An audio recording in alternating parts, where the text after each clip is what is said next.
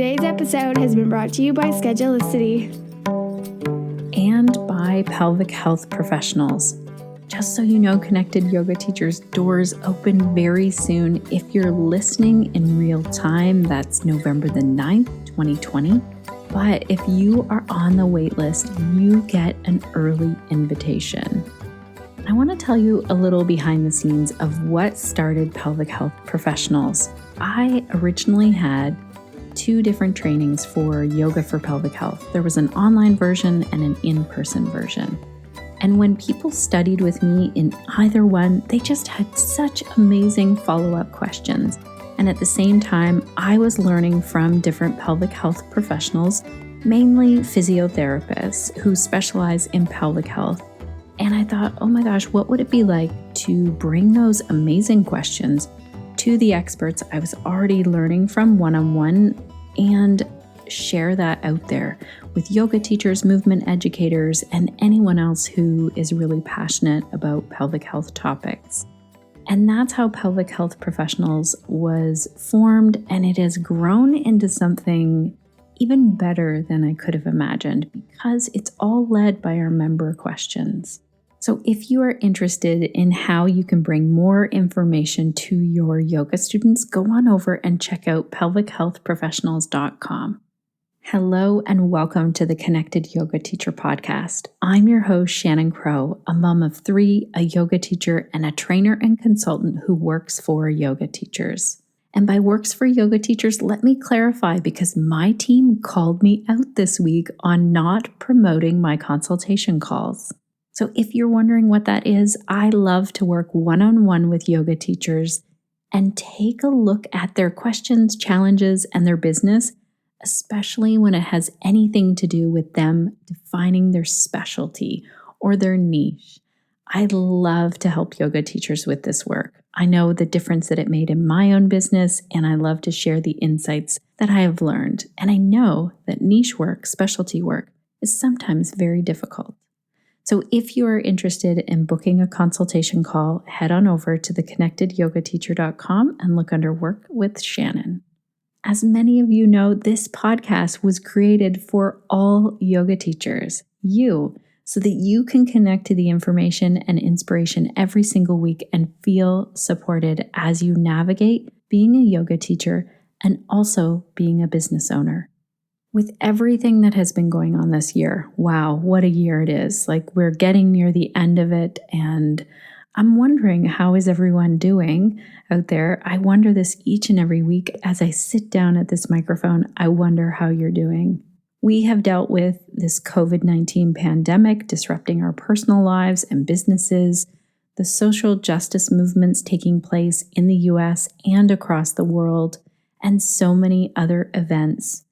And at these times, life can feel really overwhelming. Personally, many of you know that I've been recovering from a herniated lumbar disc, and this has been adding stress into my life on top of some real grief and loss that I had this year. So in the midst of all of this, it can be really easy to fall into a trap of feeling like, oh my gosh, I need to do it all. Or how can I ever get all of this done? And this can set us into this spiral of where we set the unrealistic expectations. We have a lot of pressure on ourselves as business owners. And this is why I'm so excited. And it's the perfect time of year, actually, for an episode like this. I'm so excited that we get to hear from Shunta Grant today. Shunta is an expert in helping women live life and build businesses on the other side of busy. Every single year, I start to reevaluate, re-examine, review my year from before around this time, right near the end of October. You know, as the leaves change, I get really excited about the planning that I'm going to do. And I have to tell you that I got a planner, Shunta's planner, called the Best Today Guide. Oh my goodness. If you are looking for a planner that will really help you from like, what are my big ideas and my big goals and my intention for this year to how do I plan out day-to-day stuff, this planner is amazing. Also, check out Amanda McKinney and I are doing a 2-hour planning workshop on October the 30th. If you're listening after October the 30th and you think, I still need this organization in my life, not to worry, head over to theconnectedyogateacher.com and look under trainings and events. Look for the planning party. I have seen the difference that this kind of planning can make in my business. Having a routine for self-care and a routine for your business day can really help you to deal with that overwhelm, the stress, the tension that you might be experiencing in 2020, but also any time in business where it just feels like things are getting stressful. Shunta talks to us about why it's so important to make your self-care a priority, especially when it feels like things are out of control. And we talk about her Best Today guide and also the Right Now routine. These are two things that you can purchase from Shunta. She gives us a lot of value in today's episode, so you can see, is this a good fit for my life? And you'll be able to pick up some things as well. All of our show notes are ready for you over at theconnectedyogateacher.com/191, and there you can find links to anything that we're talking about. I want to say a huge thank you to Amy from the United States. Amy left a review for the podcast that said, "This is a must-listen podcast for yoga teachers. If you're anything like me, you're passionate about teaching yoga, but clueless about the business side of things. Shannon has a ton of valuable information to share on that topic and many others." Thank you so much, Amy, for taking the time to leave a review. It's one of my favorite things to give a shout out of thanks and a personal note when I see a new review up on iTunes. Speaking of gratitude, I want to give a shout out to our sponsor, Schedulicity. Let's hear our hot tip of the week from them.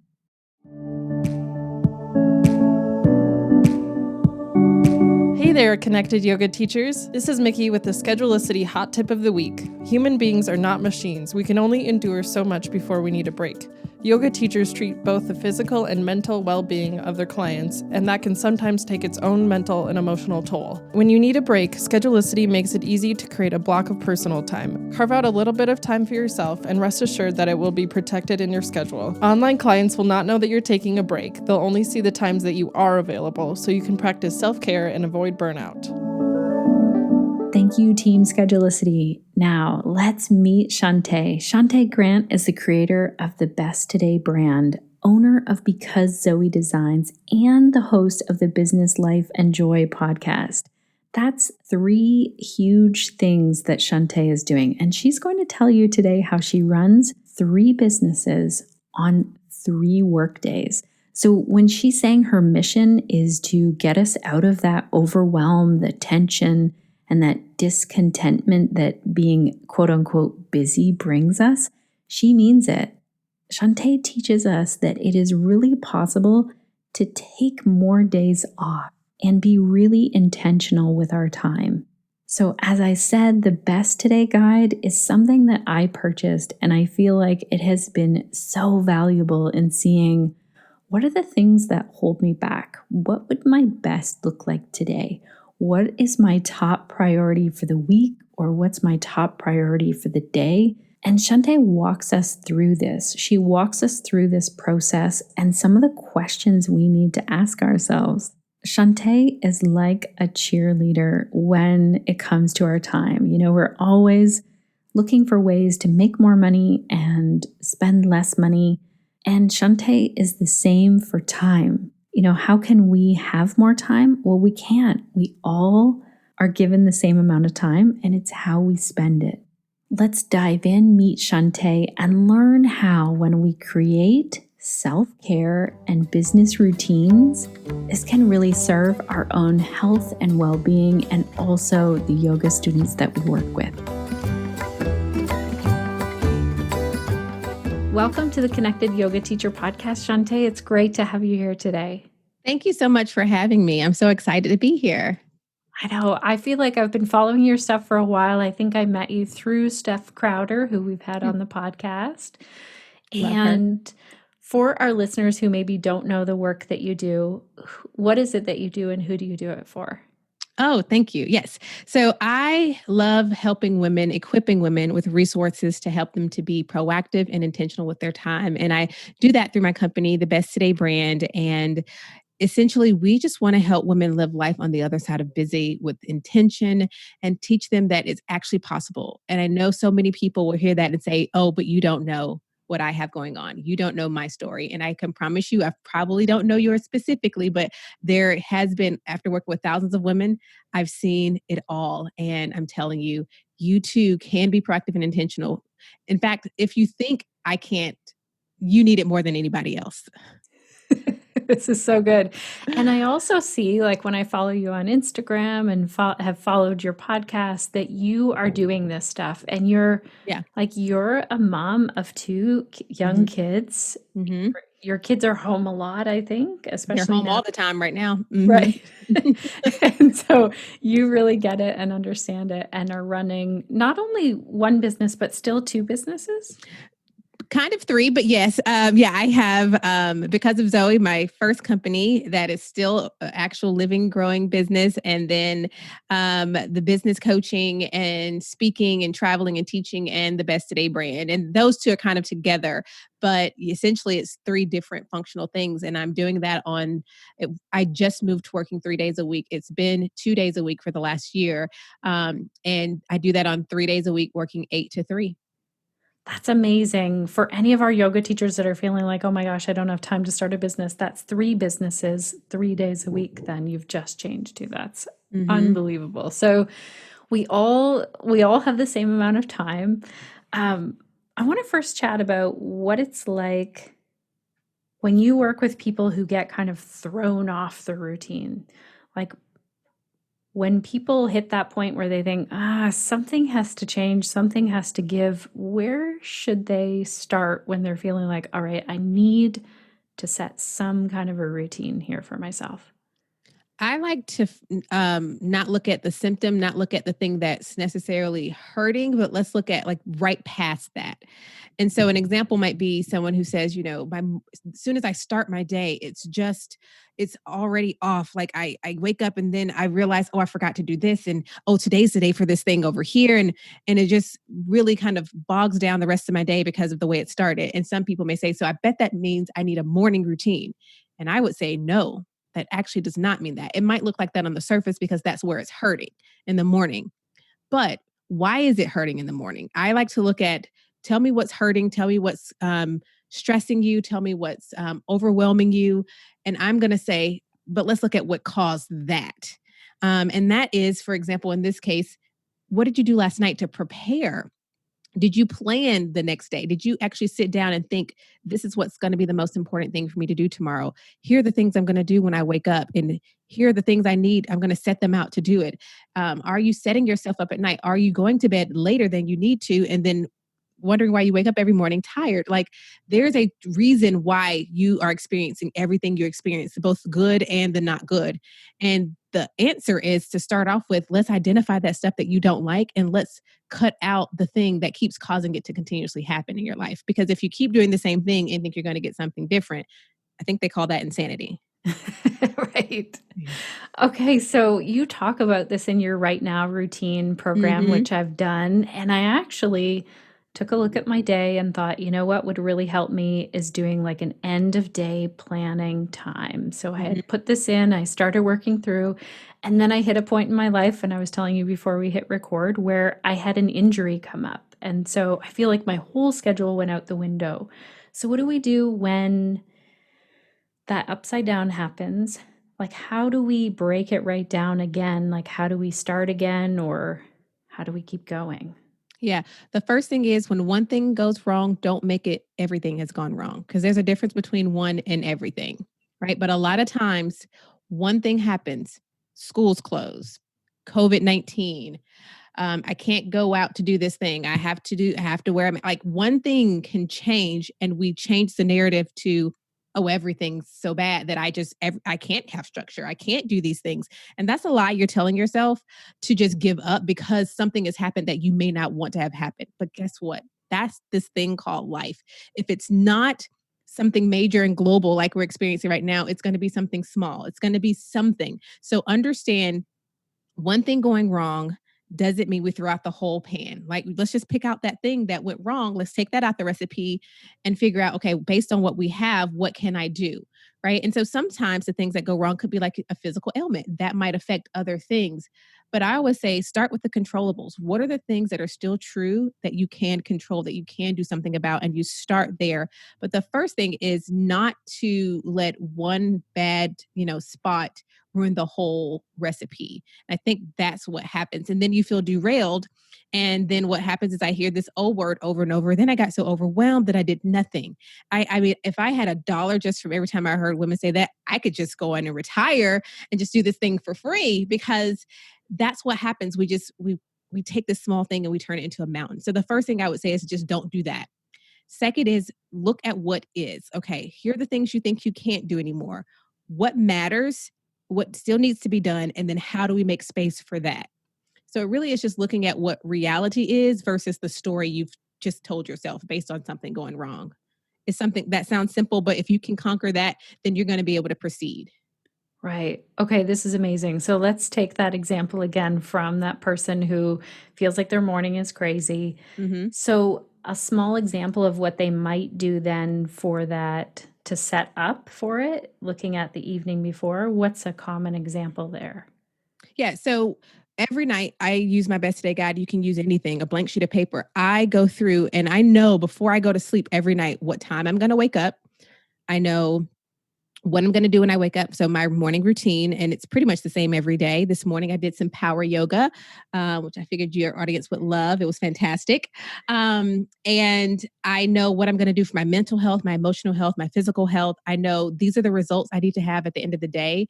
I know if I'm working out, here's my workout clothes. They're already pulled out. Here's my water at my desk, which I keep at my desk in the morning. I make sure it's full.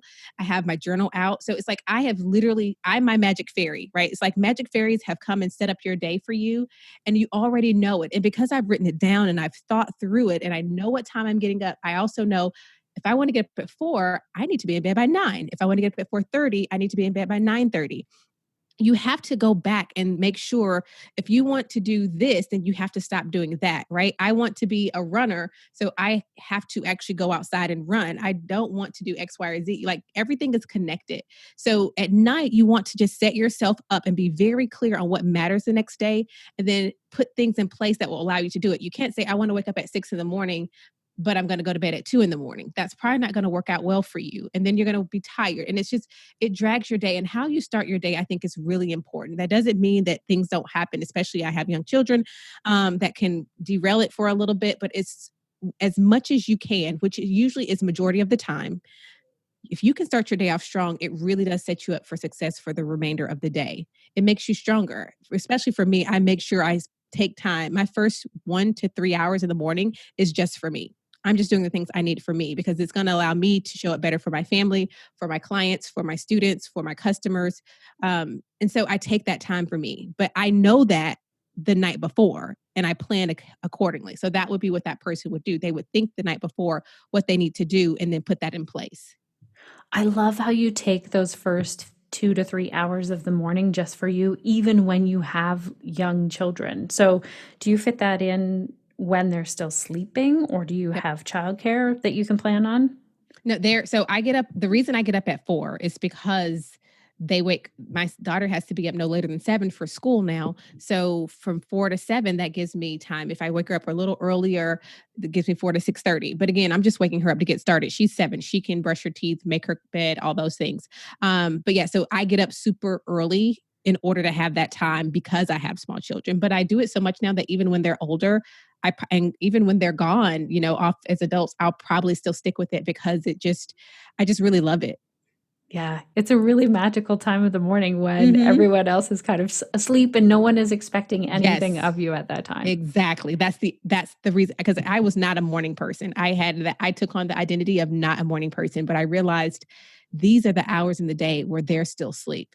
And this is my time. So I had to make myself a morning person. So, for our yoga teachers and our yoga practitioners listening, they could set out their yoga mat and all of their props the night before, have that class Mm-hmm. chosen, whatever they're going to do, all set Yep. up and ready to go. Um, Okay. Anything else that you can think of that really helps you with your morning routine? I think just those things I mentioned, I've already set an intention. And I mean, I feel like yoga teachers are always telling us to do that. I feel like yoga teachers should be the best at this. Now I think about it, you tell us every class to set an intention. That is exactly what you're doing the night before. You're setting an intention for that day so that when you wake up in that. You're not even spending the time thinking about what that intention is going to be. You've already defined that for yourself. So I know, what today looks like and what it entails. And so it's almost like I just feel like I know what the vibe is for the day, and it helps me to kind of ride it as opposed to waking up and trying to figure it out. It's just so helpful to do all of that the night before. Okay, that's great. And then what if there is a weird blip that happens that morning? Let's say you wake up and you don't feel well. Mm-hmm. Then how does that shift the way things go? Yeah. So let's say you get up and you don't feel well. I'm going to assume you don't feel well, but you're well enough to still, like, if you're going to teach yoga, you can still do that. We'll take that route first. That's the beautiful thing about having the morning for yourself. Take the time for what you need. Okay, I don't feel well. Do I need to go and eat something? Do I need to go and drink something? Do I need to go for a walk? Do I need to just lay here and breathe? Do I need to, like, what is it? You get to make the space for what you want and what you need because you've created a space for yourself in the morning. That's why I think it is so important, because some mornings I'll say, I'm going to go for a 3-mile run. And then I get up and my body's like, we did that yesterday and I'm pretty tired. I'm pretty sore. It's very rare because I still try to get out, but I will listen. I give space. This morning I couldn't go outside and run because it was raining. That's why I did my power yoga. But I was like, I want to do something that still makes me sweat and kind of meets that need, that like how you feel on a run. And so I chose power yoga. And so it's like I didn't do the exact thing I wrote down, but the intention is still there. Do something that moves my body and honors movement, and for 30 minutes. So you just kind of take what you kind of go with the flow of that day if you're not feeling well. Now, if you're not feeling well enough to teach a class, let's say, then all you do is you say, okay, well, I can't do this thing today, but here's what I can do. Can I find a previous recording that I can already send out to my students and say, here's what I've already thought about the problem that now this has created for you, but here's a solution that gives you the space to do that. You just want to have a morning where you have space to figure out what it is you might need if something does go quote unquote wrong. That's amazing. I love how you have set this self-care as the first thing. Is this how you also set up your routines with your business and work, and then also end of the day family stuff? Yes. So for work, I don't check emails. Well, first of all, I don't check our global email. My assistant does that. And I don't even try to go in the email. She just tells me what's in the inbox in one of our programs. So I take care of the things that only I can do first, right? The first things I'm going to do in the day, that's either me actually just thinking, writing out vision for us, working on something for upcoming hires. Today, that looked like creating a system for our testimonial. So I'm doing the things that only I can do. That's the self-care for the business that I have to take care of the company. I'm not doing the things that other people can do or that can be outsourced. I take care of that first. And then I might go into the inbox, because the inbox is filled with other people's issues. I'm not dealing with that until I've done with the things that really matter first, that only I can do. And also because that's where my best energy is. So I want to start strong with the things that take a lot of thought, that require more brain power. And reading an email doesn't require much. So I do the same thing, I guess, in a sense, in my business and even with my family, after work. So work ends at 3:00, as I mentioned. And so after that, that starts the beginning of the afternoon routine. Typically, that's plugging my phone on the charger, spending time with my children. Or if I don't put my phone on the charger, then 5:00 is when my daughter gets her bath. I start dinner, so that we're having dinner by 5:30. The phone is away from that until the end of the evening. Just trying to make sure I'm setting things up for, again, I know how I want things to look on the other side. I have to do the things on this side to make them work on the other side. Because you can't say, oh, I want to be a millionaire, but I also like sleeping all day. Like, I don't understand. Like, you have to do the thing on this end that matches what you're trying to get out on the other side. So then how often are you setting goals for your business or your personal life? Goals for life are probably they've been the same. I mean, those don't change much for life. They're pretty solid. But business, quarterly, we revisit them. We have what we call, and I teach business owners how to do this, what we call our focus goal. It's just that one big goal. It's usually something that takes a year, maybe longer to actually accomplish. And we break that down every quarter to 3 guiding goals. There are things that are going to guide us toward that big focus goal. But we've also, particularly this year, have pivoted a lot. We started with one thing. What was our focus goal at the beginning of the year is no longer. A lot of our guiding goals, we shifted, we changed, we created a brand new program. Right Now Routine was not anywhere on our minds at the beginning of second quarter. Clean one room, like the best today guide was all we planned on doing. And it's like pivoting when you realize, oh, it's going to take another 3 months before we get our products here. We need to create things to help people right now while they're waiting. And so I give myself space, just like I was saying in the morning, space to pivot and change and to read and listen to my audience. That's the benefit of having a community, is I get to hear and listen to what they really need and create. But then at the same time, we have structured goals also. So every quarter is when we revisit them, but we also revisit them every week in our team meetings. We always go over, here are the goals, here's where we are. But about quarterly is when we're kind of setting new guiding goals. And what are you hearing from your audience then, now that they are setting, like, what are they putting in place in the Right Now routine or with the Best Today guide, like while they're setting things up? What are some of the success stories where they were like, this was my life before, Oh, yeah. and now this is what it looks like? Well, I actually just got off the recording with 3 of them right before this for my podcast. And so I have 3 top of mind. We have Holly, who is an author, a fantastic author who's had a writing block. She'd hired a writing coach. She'd hired a business coach. She tried all these things, and she thought she was going to sign up for Right Now Routine and just at least learn some kind of structure. And it ended up helping her with her writing. She's wrote an entire book. And that was the thing she needed, the routine. And not only that, I taught her she needed to relax because she was a workaholic, and she thought, okay, well, this is going to affect me. But she had her best month in business when she worked the least, and she put in place routines to relax. And she also she said, more clients coming in. So it was just really exciting to see that for her. And now it's just become a part of who she is taking that time to relax and making space for rest, because she just valued work so much that she forgot on the flip side of that and really creativity comes from rest, I believe, rest and play. So I just love her story, because she was like, hold on, are you telling me the routine I need to do is add in time for rest? Aren't you supposed to tell people to do more? And I'm like, no, that's never been a rule, that routines mean do more. A lot of the times it actually means do way less. And she got to see the benefits of that in her business and her life. This morning, just someone sent me a message about the Best Today guide, and she posted in our community, and she shared she's been in the guide 3 days now, and her children have commented about how they can tell, Mom, you seem happier this week, and you're playing with us more. And it's because she's taken the time to take this process that we created in the Best Today guide and get clear on her vision, and get clear on what matters and how she was spending so much time on what didn't.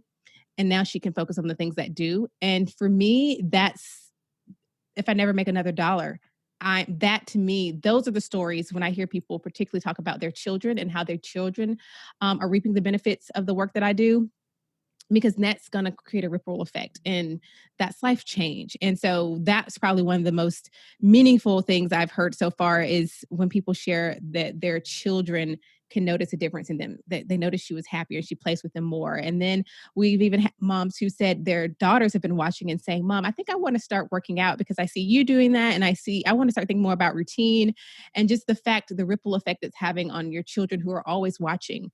And I really have hundreds of stories of just women who've incorporated small things. We had one lady, she cooks dinner every day after work. She works from home. Well, for 2020, she's working from home. And she just said it was very annoying that when she came downstairs to start dinner, the kitchen was a mess. So she had to clean the kitchen first, then cook. So we created a routine where her husband and her daughter were responsible for making sure the kitchen was clean by 5 o'clock, so that all she had to do was come in and cook dinner. She didn't mind cleaning after.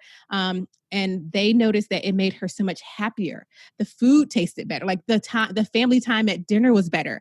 And then her daughter came to her and said, Mom, are there other places where I can help you? Because her daughter saw me making this one small effort, by cleaning up the kitchen. And it was really just usually like wiping down the sink and making sure, the pots and pans are clean for mom to be able to cook, like little things. But it's like this one effort, they see the change it makes in you. And older children, typically, they want to see their parents happy. And they think, well, if I did this one little thing for her and it resulted in more family time, longer time to sit and talk at dinner, what else can I do around the house that might be a help to you?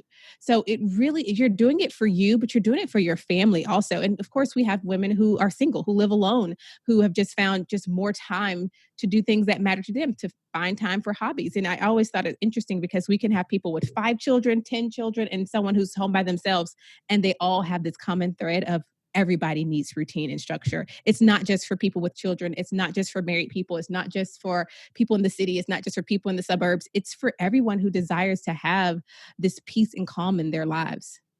Oh, that's so interesting. I love those stories. And I also love how you said we can be more productive or more creative in our business when we take more time to rest. That's the opposite message than a lot of people are saying in the business world.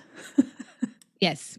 Do you have any other tips on how you trim the business side of things? Like when you're listening to business podcasts and you hear all about productivity and how to do more, is there anything that you really do to trim those extra things out of your business? I am really clear on my mission, and I teach a class called Vision and Values for business owners. And you have to get really, really clear on your mission, because if you don't, you will follow and chase everybody else's, first of all. So I'm very clear on what I exist to do. My mission in life, my mission in my business are pretty much lined up. I exist to help women to live life on the other side of busy. And anything else, any opportunity that comes my way that doesn't line with that, no, thank you. I'm very clear on my vision, what's really important for me. Like, where are we trying to go with the Best Today brand? Where are we trying to go with the Best Today guide? So if an opportunity comes that doesn't line up with this vision, it's a no, thank you. I'm very clear on my values. So if it's an opportunity that will further my vision, but I have to compromise my values, it's a no, thank you. So it makes my focus very, very narrow. And so I say you need to get clear on your mission. Why do you exist? Who are you here to help? Whose problem are you trying to solve? And then how are you doing it? And what is your vision? Where are you trying to go? And everything that falls outside of that is noise and a distraction. But you first have to get very clear on what that is. And that's what I do. And that's how I'm able to stay so focused. Oh, that's good. That is so good. And it's hard sometimes when you're just learning how to say no to those things, because they look like great opportunities, but they don't always fit. Yep. So if someone decides today, all right, I want to make a routine and I've looked at what's the underlying, not just the pain point, but what's underlying of that, what are some of the steps then that they can put into doing that routine? Like, I know one thing that you share is that it needs to be a daily thing. And if you're going to miss it, just like don't miss it twice. Well, again, and that's for routines that are daily. Not every routine is daily. So, so one of my routines in our house is Towel Tuesday, so that's only on Tuesdays, but under that is I try to do a load of laundry every day during the week so that I'm no longer, the pain point I was trying to avoid is massive loads of laundry on the weekends. Now in 2020, every day is kind of like the week, like the days just blur. But like in general, I was trying to avoid the weekend doing so much laundry. And so doing it in smaller pieces. So it doesn't have to necessarily be a routine you do every day. But however, whenever you're going to do that routine, you need to do it consistently. Consistency is really the thing that so many people lack. And that everything you want in life is on the other side of consistency. So the first thing is being committed to being consistent with the routine, so that you can reap the reward. Because a lot of times, the reward doesn't come after doing it once or twice. That person who says, oh, I went live on Instagram twice and nobody came. So that method of marketing doesn't work. It sure doesn't when you do it twice and you think that, what was that? Consistency. Like I always say, I am more impressed with the person who says, I haven't missed a workout in 3 years than the person who said, I climbed Mount Everest 3 times. Because really, it took more work to be consistent every single day for 3 years than it did those 3 times you did that one extreme thing. And I think a lot of times we glorify the Everest, but we don't honor the tortoise who just kept taking one step and didn't stop until he got to the end. We look at the bunny who's like super fast, the person we think is going to win, everything stacked in their favor. Look at them. He's so cool. But it's the person, I always keep my eye on that person who's like myself, who isn't stopping. They're just putting one foot in front of the other, one foot in front of the other. And I'm not trying to impress you in the one foot in front of the other. I'm just running my race one step at a time, the way that it fits my life. That's the person who's going to win in the end. It might look like winning right now on Instagram, but the person who's going to win is that person who has figured out the importance of focus and consistency. Oh, that's great. I love this, especially when we're doing our content as yoga teachers. This consistency really pays off. Absolutely. You and I are both podcasters, and we know like when you put that content out there, it builds up that big library. Absolutely. Yeah. My podcast is over 3 years old, and we have never, not once missed a Monday. Even when I had a child and was on maternity leave, I think like consistency wins every time. It does. What are some of the other routines? I remember a while ago, I was cleaning my kitchen on Sunday nights, and I'm pretty sure it's from listening to you with a Sunday routine.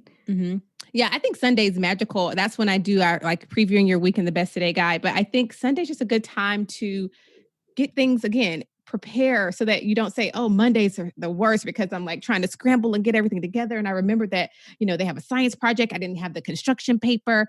Well, did you know about that science? First of all, when you first learn about the science project, just buy the construction paper then. That's like the first thing. But if you look over the weekend on what's coming up in the week, you can then prepare. You can do the Target pickup and have, or go to the local place and get the construction paper. So Sundays, I think, is just a good time to really preview your week, look at what you have coming, start preparing your house, your life, just getting ready for what's about to happen in the week. I think Sunday is it's a magical time to do that. And you should just Sunday evenings, just start looking over your week, looking at what's to come. I try to think about meals on Saturday because that gives me like, if I need to order things, I can have that before Sunday. But all you're doing, this is called being proactive. You're thinking about what's coming up and you're taking care of it before it becomes an emergency. Because if you think about it this way, I bought school supplies maybe 2 months before school started. And I remember as it got closer to school, like the places were running out of stuff. And I was like, well, that's why I bought them when no one was thinking about it.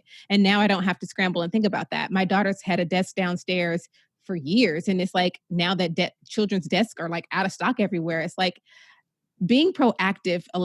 This is one of my favorite proactive stories. So we went to Paris for our 4-year anniversary, and we wanted to go to the Eiffel Tower. And before we even left before we left America, I went online and I noticed you can get your ticket online for the Eiffel Tower. And the line, this is no exaggeration. It had to be at least 10, like I would say at least 5 miles long. It was a long line. And on the Fast Pass, there was literally 0 people. I felt kind of bad as we walked past all those people and went straight inside the Eiffel Tower. And I was like, do they not know that you can just go on the internet and buy a ticket? Like I bought this like weeks before. You just tell them the date. I knew the day we were going to be in Paris. And I walked past. It's like, if you just take a second to prepare, like you get to spend your whole life. I feel like that's my like walking. The line, I just felt bad actually. We walked by no one was in the Fast Pass lane. I was like, pull out your phone. Maybe it was too late, but I was like, y'all, by the time we were there for like hours, and I feel like people still had to be in that line when we left, and we were there for a very long time. But it's just a little bit of proactivity will add the peace and the time you're looking for. A lot of people say they don't have time for X, Y, and Z. It's because you're not being proactive. If you're proactive, it creates space in other places in your life as well. Okay, this is amazing. I'm thinking of our yoga teachers who put together online courses, workshops, all of those things. So same thing. Yeah. Planning those out way ahead of time. Yeah. And that way you can market them better. You can think about themes. You can think about what's going to make it exciting. And it gives you time other than like the day before saying, hey, get ready for this thing. You have time to really think through it and how you're going to make it different or how you're going to make it exciting. You can have the time to tell the story about it. You have the time to have a pre-sale. You have time to build an audience. But if you're going to do everything and slap it together at the last minute and think you're going to get these stellar results, I mean, maybe it'll work for you, but I just haven't seen it happen. So tell me again, in your home, do you still do Towel Tuesdays? This is Yes. a thing? Yes. Towel Tuesday. Mhm. And then what are some other ones like that you have in your own personal life? So today's Thursday. So today's my daughter's laundry day. And we do that because the nanny's here and she loves playing with the nanny. And so she has to finish her laundry before the nanny leaves, which means she's going to be a lot faster because she wants to go and play. So that was very intentional. She has a routine. She knows at 5 o'clock, that's when it's time for her to go get her bath, so that then she can come right down and have dinner. Gosh, we have so many routines around here. Everyone has a day of the week for their laundry. Mine is a little different because I work out so much that I end up washing my clothes like maybe 2 or 3 times a week just because I have sweaty clothes every day. But yeah, little things like that just it's so easy for me to wash, like I said, and all of my workout clothes are black.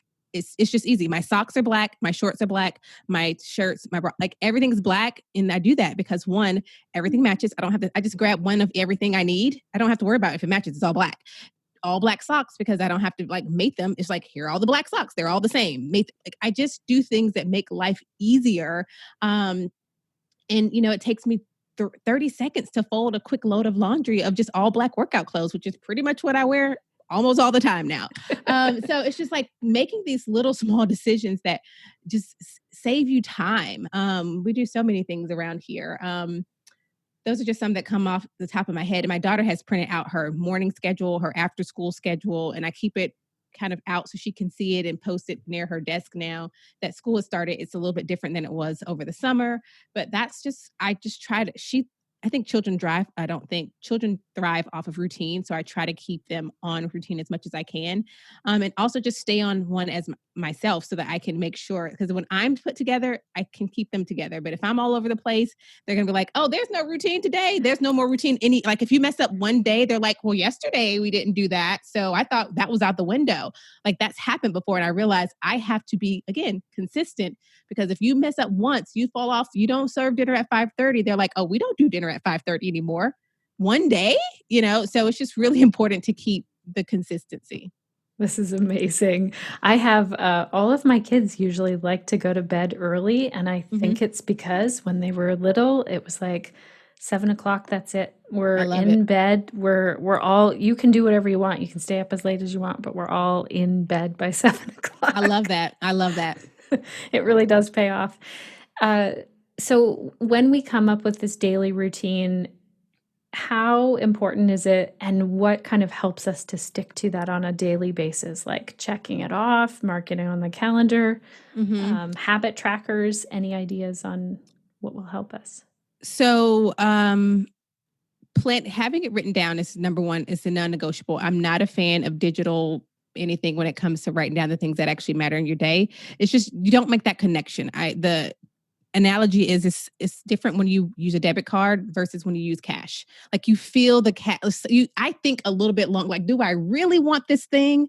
They're the same thing, right? It's still going to equal money out of your account, but you feel it more when you're giving them the dollars. Same thing when you're writing, you feel that you connect with it. I believe your brain and you make an agreement, like, I'm going to do this thing. Another thing is making sure you're not writing out just things I'm going to do. Call the plumber, blog more, check Instagram. Like, what does that mean? No one knows what that means. Be specific. What is the result that you want at the end of the day? Write that down. And so the example I always give is, don't write call the plumber.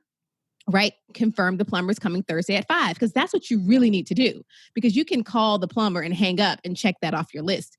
But that didn't do the thing you needed to do, which was to confirm that he's coming on Thursday at 5 o'clock. So it's just like really training your brain to think about what you actually need to get done and get out of the habit of just doing stuff because, oh, I did that. But what did you really do? Did you do something that gave you a result or an outcome that you needed? Right. Oh, this is good when we think about the result that we need. Yeah. Because post to Instagram might not be that great of a to do, but if we're like, post to Instagram to get people to sign up for that yoga class.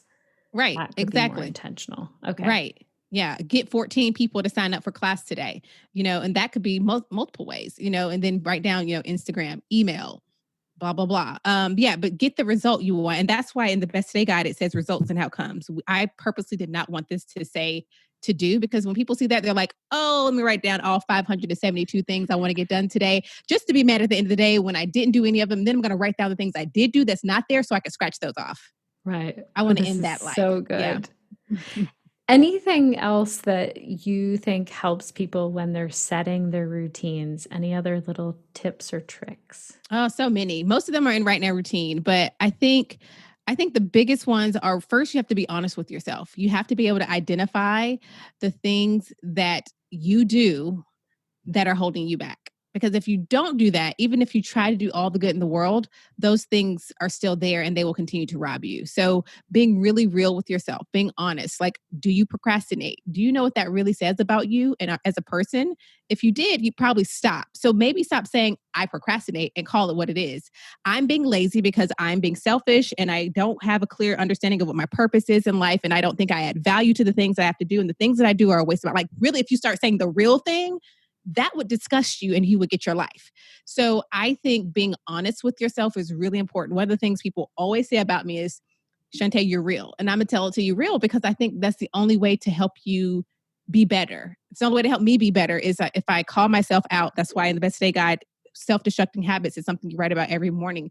Call out those things that are hindering you so that you can address them and then add the things that will help you. I think that's one of the things that is missing. A lot of people try to do, oh, someone gave me these 3 tricks to get your routine, but none of those tricks are like, deal with the stuff that's actually keeping you from winning. So I think that's a big one. Oh, that's huge. I know this week I was starting to check my phone again because I was doing lots of resting with my injury. Mm-hmm. And then I was like, that's it. My phone has to be on the other side of the room. I can't Yeah. have my phone be the first thing. I'd rather be reading a book or do something different or be in my journal first thing in the morning. And it's those Right. like Yeah. knowing that doesn't kick off my day in the right Yeah. way. Yeah. And like for yoga teachers, I feel like this is an example that might resonate. So I know I've been doing yoga for over 7 years. I started doing it about a year before I had my first child. And I remember the importance of breathing and how my instructor at the time, always talked about the breath, always talking about the breath. Like, and he did like ujjayi breathing. Like, so, and I thought I was like, what is going on? What is this? Right. And now my husband is always like, oh, she's doing yoga. We hear her downstairs with the breathing. Right. But it was like, there'll be times when you stop breathing. And I think it's like, if you're not trying to implement routine and structure, you're trying to do all the moves without breathing. Yoga without breathing just doesn't, from what I understand, I'm not a professional, but it doesn't work. And you miss out on some of the benefits of really feeling the stretch when you take that deep breath, right? So I think just imagine trying to do yoga and go through your practice without breathing. That's what life is like when you're eliminating routine and structure. Okay, this is amazing. I love that analogy so much. If people want to look for the Right Now Routine program or the Best Today Guide, where should they go? Right now, I keep it really simple. Right Now Routine is at rightnowroutine.com. And then the Best Today Guide, you can order that at besttodayguide.com. Okay. And I will make sure to link to those in our show notes. Thank you so much, Shunta. Thank you. It was so fun to talk to you. Well, connected yoga teachers, I want to hear from you. What were your key takeaways? Was there a light bulb moment where you were listening from something from today's episode with Shunta where you thought, I am going to try and implement that thing? Now, thank you again, Shunta, for all of your wisdom. I learned so much from you, and sometimes I have to remind myself, and maybe our connected yoga teachers are in the same boat. I need to implement things slowly. So, connected yoga teachers, I would ask you, what is just one small, tiny thing that you can do? And if you're feeling overwhelmed, I would say, can you make self-care a priority tomorrow? Can you set things up at the end of this day to make self-care a priority? So as I said earlier, and as I've been sharing, I've been dealing with a herniated disc issue. I'm in recovery with that. And I get messages from my body when I've been pushing it too much. And I also need to change the way I'm sitting or pause all work sometimes. And I've also really been looking at how can I cut back my work time? So, everyone asks me, how did this happen? How did you get a herniated disc? I don't think it was like snapping your fingers or an overnight thing. I think this has been building up for a long time. I know that I often will put work as a priority. I love my work, and so it's easy to do that. But I have a long history of overworking, and so I'm challenging myself to add in even more self-care than I'm comfortable with. We teach this to our yoga students. We teach them to prioritize self-care. And so how can we add in more self-care to our own schedule? And you'd be surprised, the world does not fall apart when you take a break. Okay, connected yoga teachers, it is time for me to sign off and roll around on my exercise ball. That is something that I'm really enjoying a lot these days. If you haven't watched a movie, this way of just moving around as you watch a movie, I highly recommend it. I did this last night and it was so good. But before I sign off, I want to say a huge thank you to our team, Suzanne, Crunch, Nick, and Sinead, for doing so much to support our yoga teacher community. Also, if you're wondering how you can work with me, you can attend the planning party that Amanda McKinney and I are doing or sign up for the replay.